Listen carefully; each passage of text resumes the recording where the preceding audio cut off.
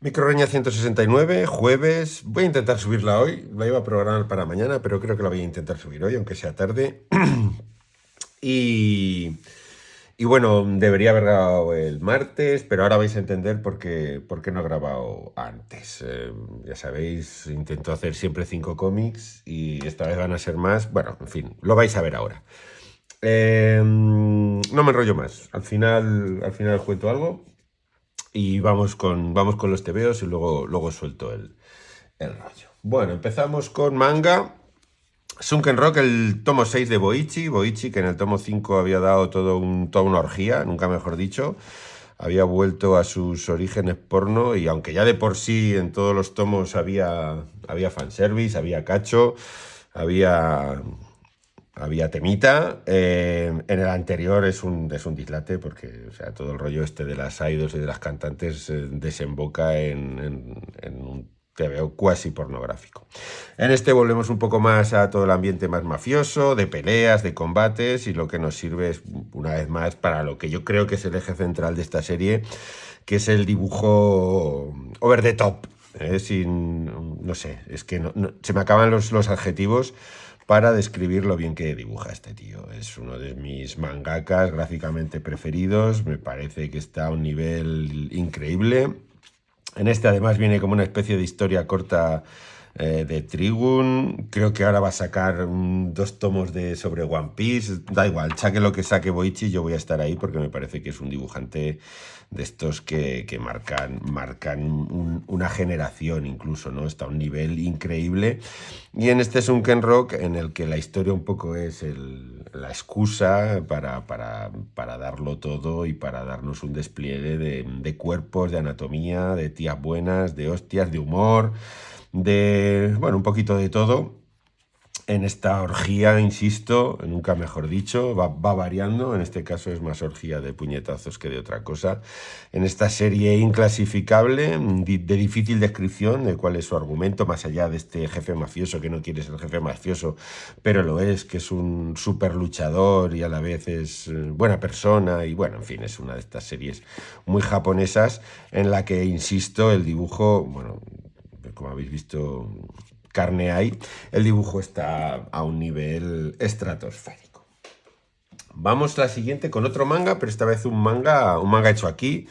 Y es el segundo tomo de Back Home de Sergio Hernández y de Tony Caballero. Ya reseñé el primero y bueno, creo que en este segundo, que cierra la colección, es una serie cortita, yo creo que podemos definir de alguna manera lo que tratan de hacer o lo que están intentando hacer a través de la revista Planeta Manga, y yo creo que en especial a través de esta serie, que para mí, por lo menos, desde mi experiencia, puede ser uno de los buques insignia de este Planeta Manga, ¿no? Una serie con un dibujo en el que Tony Caballero va ganando, va cogiéndole cada vez más confianza, va depurando ese uso de los fondos.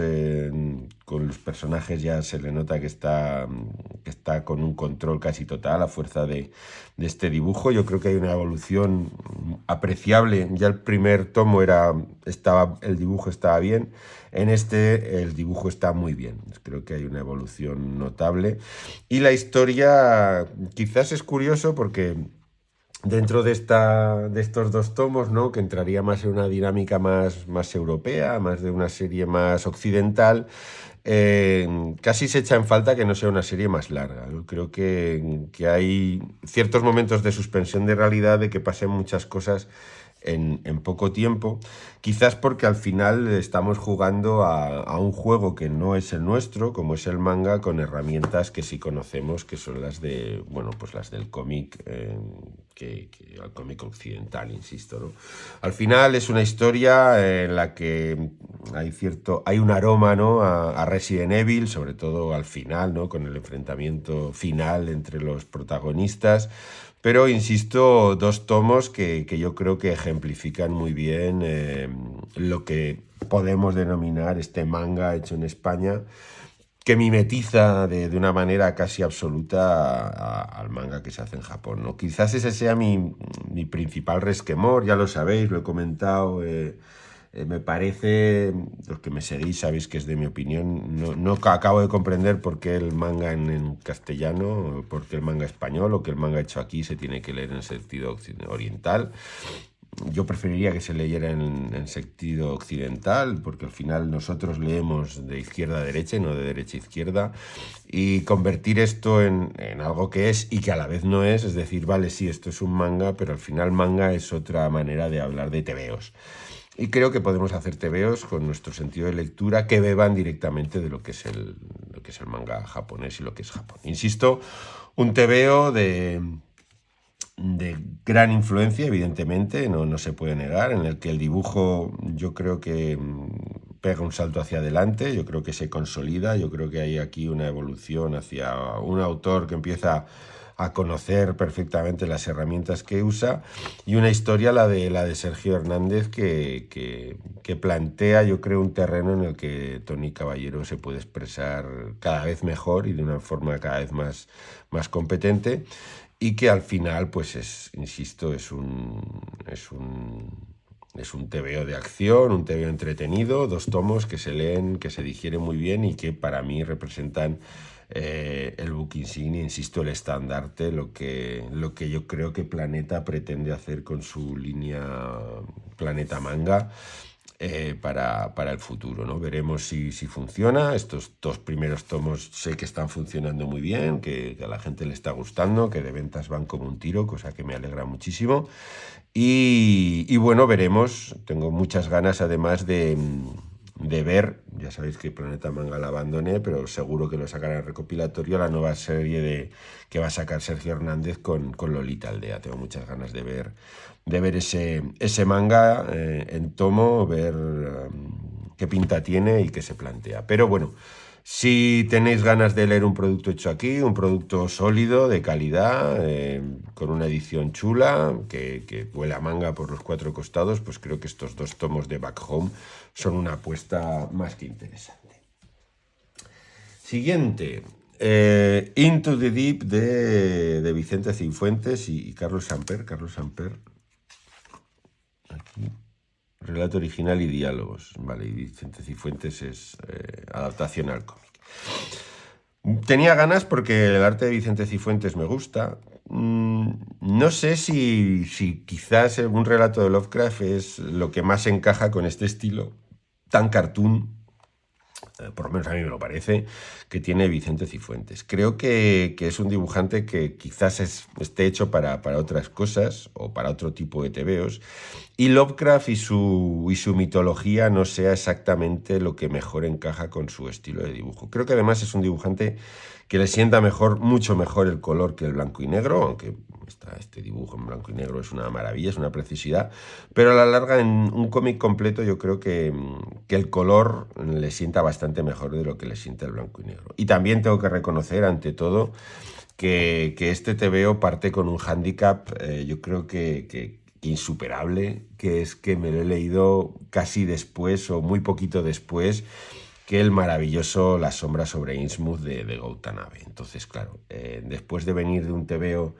que adapta, que maneja las sombras, que las tintas se integran perfectamente con la historia de Lovecraft, aquí un muy buen dibujante, pero que yo creo que está hecho para otro tipo de historias que no son precisamente las de Lovecraft. Dicho esto, me parece que es un relato canónico en el sentido de que funciona en la línea de lo que cabría esperar de un cuento de esta cosmogonía, ¿no? De los profundos, de Cthulhu, de las sectas y de todo un poco este imaginario que se ha convertido ya en parte del terror del siglo XX, ¿no? Y que todo el mundo identifica casi como propio, y que Lovecraft es una figura sin la que no podríamos entender el horror y el terror en nuestros días.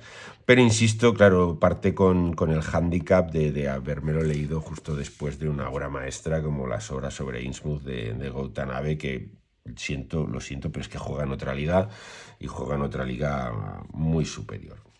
Más allá de eso, pues un relato correcto que entra dentro de la línea de los relatos de Lovecraft, con una edición cuidada que ha editado Carras, que por lo menos por aquí está el sello, con su tapa dura, un formato ya casi clásico y que bueno, que tiene sus cositas chulas, es decir, una edición cuidada, un relato correcto, pero creo que en mi caso pues ha salido perdiendo al luchar contra una masterpiece. Y hablando de obras maestras y hablando de cómics de la leche, vamos con este Ronson, primer cómic largo de César Sebastián, un cómic que yo llevaba mucho tiempo esperando, que se ha hecho mucho de rogar, hay que darle un tirón de orejas a César, porque el cómic se ha hecho mucho de rogar, pero bueno, ya lo tenemos en las manos, me lo pillé en Valencia con dedicatoria del propio César, y tengo que decir que, Outsider sigue siendo la editorial que mejor edita de España. Este troquelado de las páginas, el tacto. Lo único que le podría poner un pero a Ata, pero es una cuestión totalmente personal, que los lomos así al corte vivo no me acaban de convencer. No me gusta este cartón que no cierra.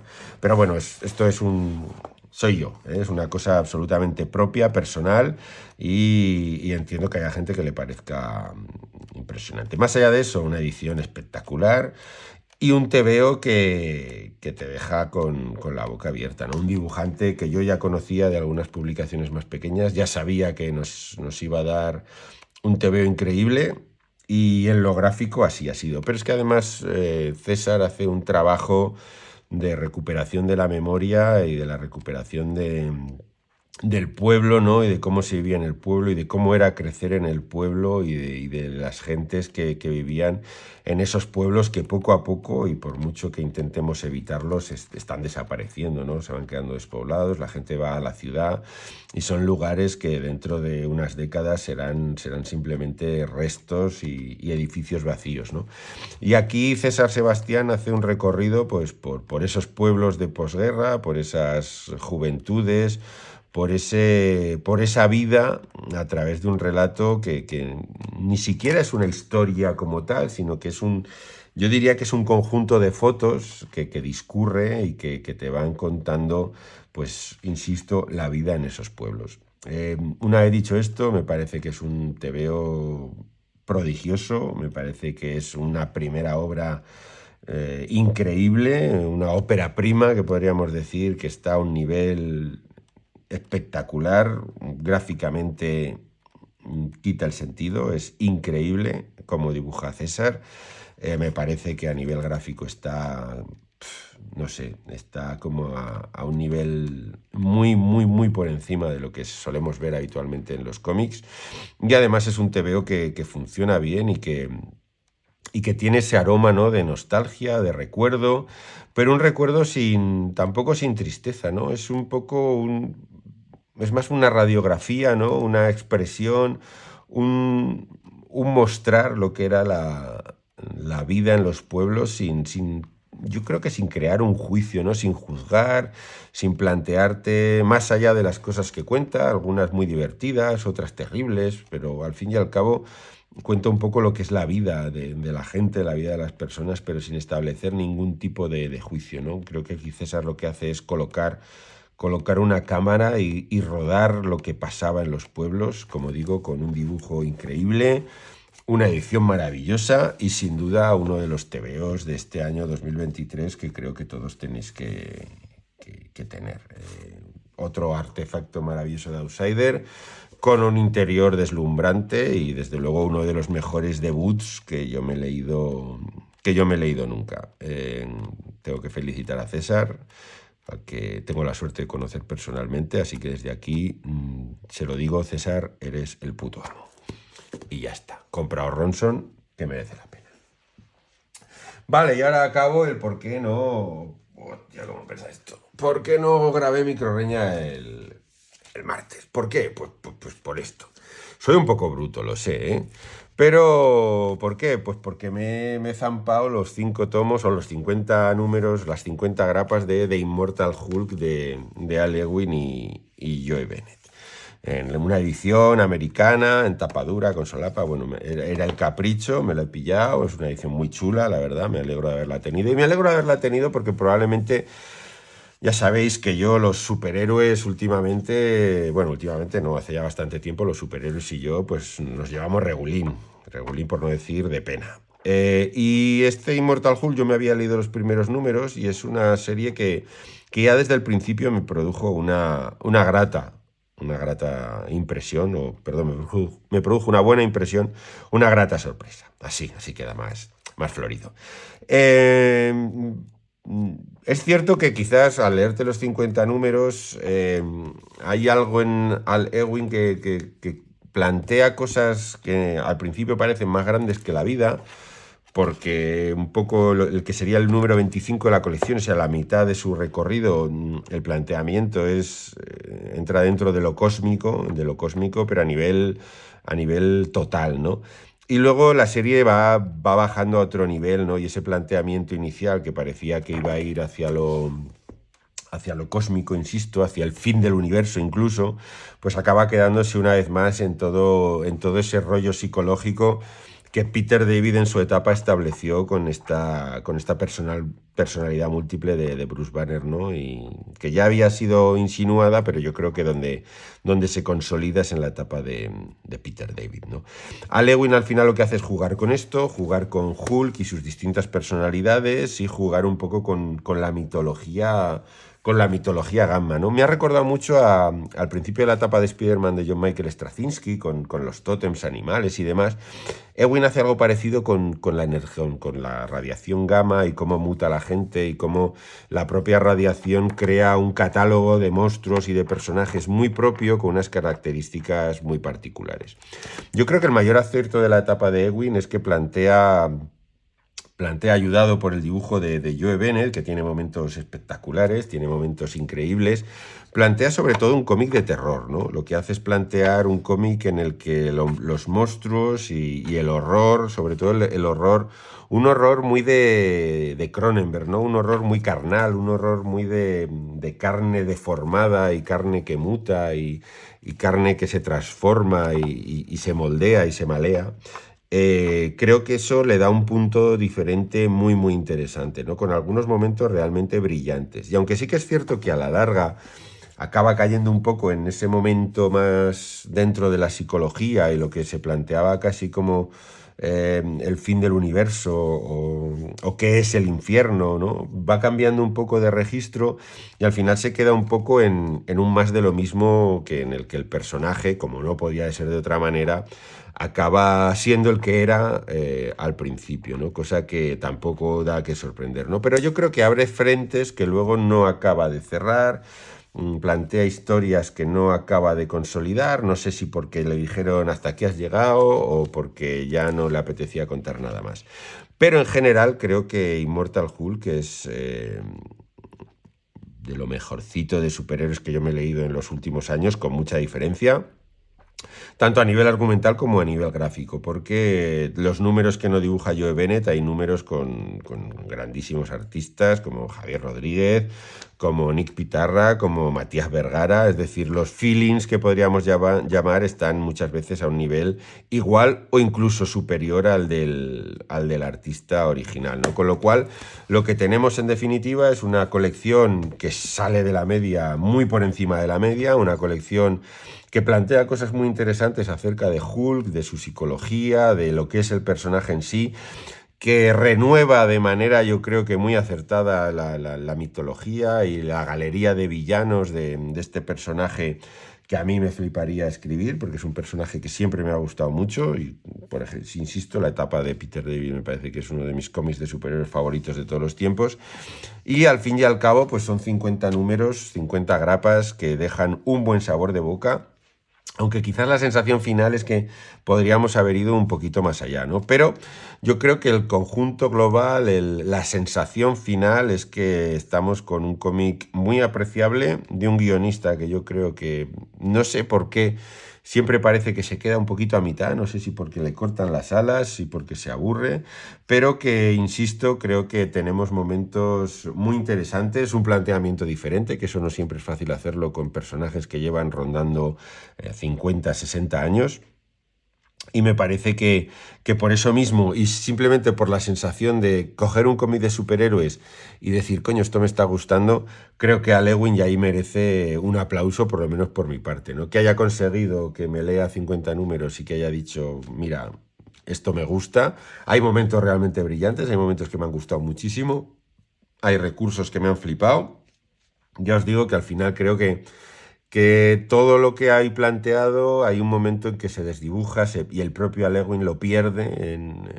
Creo que hay un momento brillante que la colección podría haber ido como un tiro y ahí es donde, sobre todo al final, y ahí es donde se pierde y hace una cosa que ay, te deja con un regusto un poquito regular. Pero más allá de eso, insisto, 50 números que yo creo que nos podemos leer sin ningún tipo de problema, una colección a destacar entre la miasma superheroica que tenemos que tragarnos en estos últimos años y que os recomiendo y con la que acabo. No quiero acabar sin agradecer a los que os acercasteis en Valencia a saludarme, a los que veis las microreñas y os gustan las microreñas. Estoy llegando a un nivel en el que casi voy a vender más cómics por las microreñas que por lo que realmente tienen dentro de los cómics, ¿no? Que, bueno, también lo hago para eso, lo tengo que reconocer.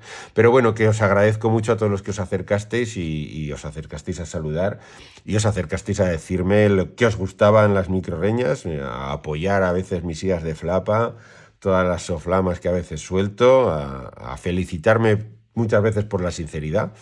Tengo que decir que me parece acojonante que te feliciten por ser sincero. Esto es una cosa que nos tendríamos que plantear en este mundo en el que vivimos, ¿no? Que cuando uno es sincero le den la enhorabuena. Eso debería darnos que pensar, ¿no? Y no voy a deciros nada más.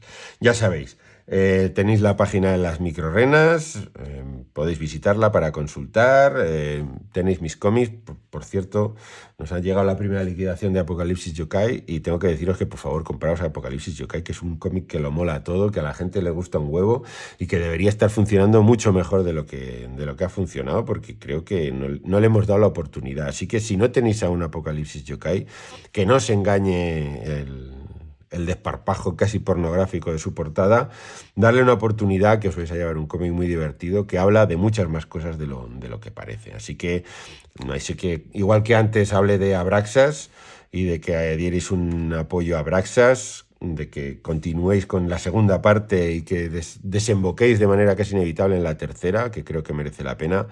Ahora os pido, por favor, que os pilléis Apocalipsis Yokai, que es un cómic que debería estar dando más que hablar, pero que ya sabéis, como somos autores españoles y como hacemos un género que habitualmente no encaja dentro de lo establecido, pues tenemos una repercusión muy limitada, ¿no? Creo que hay gente que se lo ha leído, gente que le ha molado. También os digo, si tenéis redes sociales y os ha gustado Apocalipsis Yokai, compartirlo, hablar de él, difundir la palabra, recomendarlo, regalarlo. Es un poco lo que hay que hacer con los cómics que nos gustan, ¿no? No quedarnos para nosotros todo lo que hacemos, sino expandir la palabra y recomendar a nuestros colegas, a nuestros amigos, a nuestros familiares las cosas que nos gustan y que creemos que ellos también pueden disfrutar. No me enrollo más, que bastante tenemos. Leed mucho, sobre todo Apocalipsis Yokai. Comprad muchos cómics, sobre todo Apocalipsis Yokai. Este fin de semana creo que me toca descanso, menos mal. El siguiente estoy en Madrid. Ya os diré cómo, porque al final lo de las firmas, no sé si va a haber firmas, no va a haber firmas. Yo voy a estar en Madrid el 17 y el 18. Tengo fanzines que daros a algunos y que bueno, que espero veros por allí, ¿no? Hay una jornada de ARG y es el día del cómic, el día 17, creo que va a haber actividades, creo que va a haber mucha mandanga, o sea que espero vernos en Madrid. Este fin de semana es el Fancimat, yo no voy a poder estar y va a bajar, pero los precios del AVE son prohibitivos y mi cartera no da para tanto, así que no será este fin de semana, será el siguiente. Lo dicho, si no nos vemos en Madrid el 17 y el 18, que nos veamos en los bares, cuidaos mucho, chao, chao.